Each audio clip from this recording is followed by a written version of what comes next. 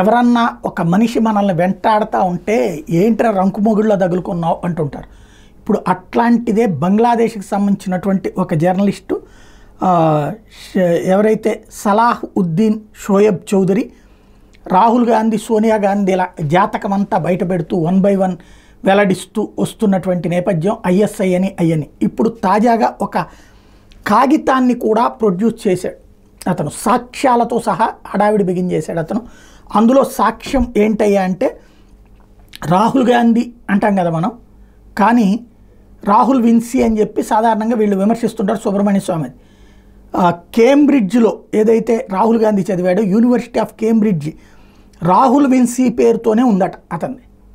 ఈ విషయం చివరికి కొన్నాళ్ల క్రితం ఎప్పుడైతే సుబ్రహ్మణ్య స్వామి అన్నాడో అప్పుడు కేంబ్రిడ్జ్ యూనివర్సిటీకి ఒక లెటర్ పెట్టుకుని అది సెక్యూరిటీ పర్పస్ కోసం నేను ఇట్లా పేరు మార్చుకున్నాను, నా అసలు పేరు ఇది రాహుల్ గాంధీ అని చెప్పేసి ఒక లెటర్ పెట్టుకున్నాడట రాహుల్ గాంధీ.